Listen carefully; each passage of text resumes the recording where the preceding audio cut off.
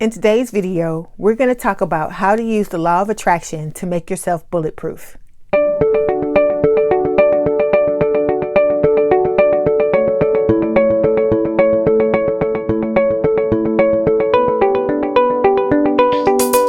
If you like today's video, don't forget to subscribe, hit the notification bell, like, comment, and share. Hi, my lovelies. My name is Leigh, and welcome to Personal Development with Leigh, where my goal is to give you strategies to help you live a better life. Today's video is one of my favorite types of videos, as if you watch my channel, you'll know, because it's story time. Okay, so back when I was in elementary school, I used to get teased a lot in school. I was a very sensitive person, and once the kids found out that I was sensitive, they teased me every chance they got. At one point, it got so bad until one of the teachers in my class, she actually got in on it and was egging them on to tease me. So my school history wasn't a fond one, but it was a really tough time back then, but I got through it, and I'm still here, still living. But the reason why I told you about that was to let you know that because of that trauma and the being teased and whatnot, I had a lot of repressed anger, a lot of repressed hurt, and a lot of just overall upsetness, I would say, from just being exposed to that for so many years and having to deal with it. Because of all the buried feelings and repressed emotions and hurt and pain, it caused me to act out later on in my life and just be like an angry person the majority of the time, because I had buried those things so deep and I'd forgotten all about them that I didn't even realize. I never put two and two together and realized where all of the hurt and the pain and the anger was coming from. Being in that type of environment growing up, that's what I came to expect, or were the patterns of bullying and being bullied. And even though I stood up for myself, later in life, and I learned not to take anybody's smack, I still would encounter bullies. And one place that it would really show up in was the workplace. So I remember at one point I was in the military. I had people that would bully me there. I would always get assigned to commanders and first sergeants that were bullies there. Or some of my co-workers would end up being bullies, or there was another job that I had a few years ago. It was the same thing. It wasn't the supervisor that was a bully, but it was one of my co-workers. Then when I had a job previous to that, and it was the same thing, but it was the supervisor that was a bully. So all of my jobs, it just was a pattern of where it came to the point where I just expected whenever I went to work, be it a new job, a different job, no matter where it was in the United States, I would end up being bullied. And I came to expect that there was going to be a problem at every job that I went to. So I'm the type of person that when I worked a regular 9-to-5 job, I was like an exemplary employee. I would come to work on time. I had good punctuality. I had really good attendance. I would either miss maybe one day over the course of a year, or, never miss a day at all. But none of that ever mattered. I always, no matter how good I was at a job or how much I liked it, there always ended up being a manifestation of a bully. Hold on. So because of the manifestations of the bullies, what would end up happening is I would work the job until I couldn't take it anymore, and then I'd end up quitting.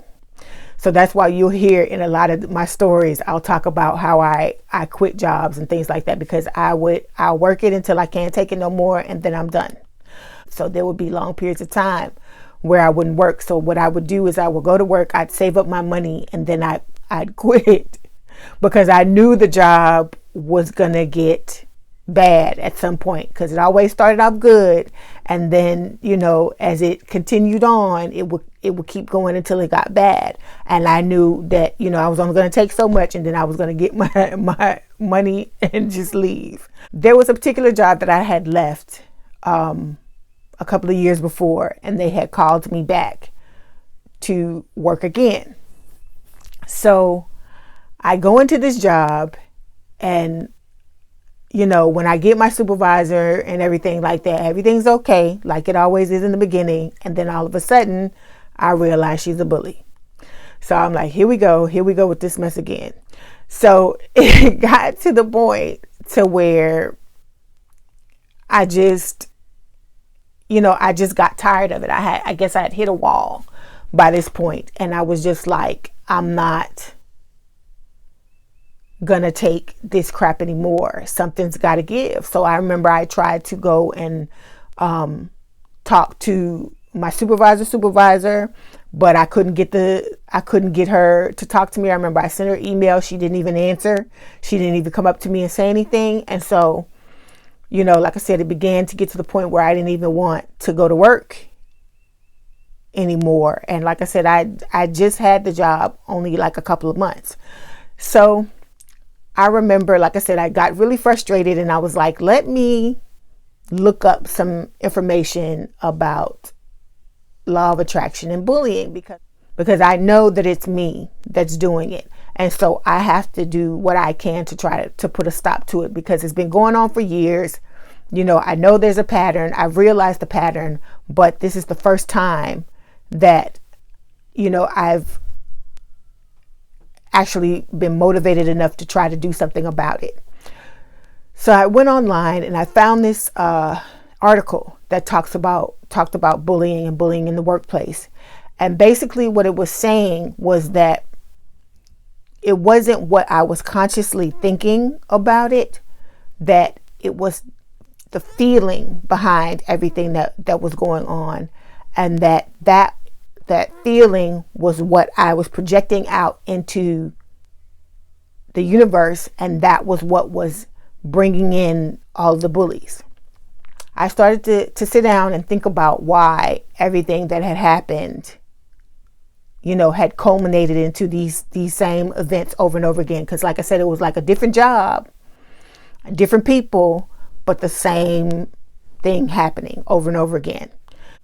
After I started thinking about it, I started to remember all of the times, you know, that I'd been bullied, and, you know, all the hurt and the pain and everything came up, and I started to tap on that to get rid of it. And so I would think about like being at work and what it felt like to be bullied. I would pull those feelings up, and then whenever they would come up, I'd, you know, measure them on the scale, the subjective units of distress scale, and then I would tap. I kept doing this over and over and over again. And lo and behold, maybe a couple of weeks after I started doing this, I still kept the same supervisor, but she left me alone. She stopped bothering me. I never had any problem with her messing with me anymore. In fact, I ended up transferring out of the section that I was in and into a different section. And then the supervisor that I ended up getting there was one of the best supervisors I ended up having. That was really nice. You know, we really got along really well. You know, we really, really liked each other. So I said all of that to say that you have to work on your repressed emotions and limiting beliefs. I say this all the time, but the reason why I say it is because it's very important. If you want your vibration to get higher, you want to have a shift of consciousness, you want to be able to manifest things without having to try really hard to do so, it's going to involve you. As I said in the introduction, I'll put the video up in the suggestion box and down in the comment box.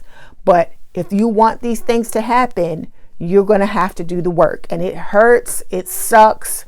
I mean, you know, it's upsetting to pull up all of these events and have to go through them and tap on them or meditate on them or journal on them. But like I said, I suggest that you tap on them, because tapping is the most effective thing that I've ever found. And I've tried all kinds of things. That's why I always am such a big advocate of tapping, because it's most times the relief is immediate.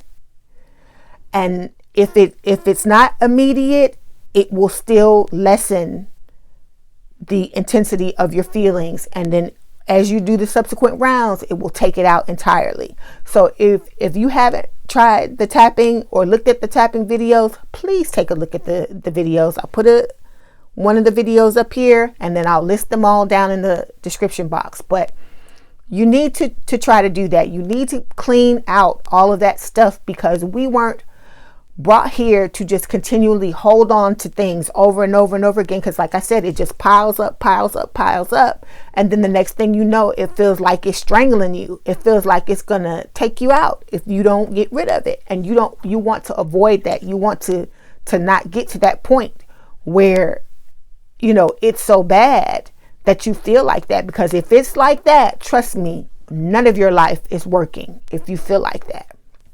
So like I said, I'm saying all these things to tell you that it's important for you to go back. What you can do is just make a list. Go back and think of like all of the really traumatic things that have ever happened to you, and make a list of them. And you don't have to do everything, in one sitting. You don't have to do everything in one day. You can space it out over days, weeks, months, but make that an active practice of you going back and cleaning out all of the crappy things that have ever happened to you. Because I promise you, I'm telling you, I am living proof that my life has gotten so much better because I've done that. And like I said, it sucked. It was so hard. I'm not going to sit here and lie to you and tell you that it will not be a challenge, because it will. But like they say, how do you eat an elephant? One bite at a time. So you take one thing and tap on that until you've cleared it out, and then move on to some other things. I'm going to put a link to the bullying article down in the description box, along with all the other links to the videos that I was speaking about before. And I just wanted to tell you the story, to tell you that I'm living proof that you can clean everything out. You can be a happy person. Like I said, you may not get every single thing, but once you get a majority of it, you will feel like a completely different person. It'll be like you never knew you could feel like this. And so it's just a work in progress, but you don't stop even after that, because I still tap on things, because things still happen.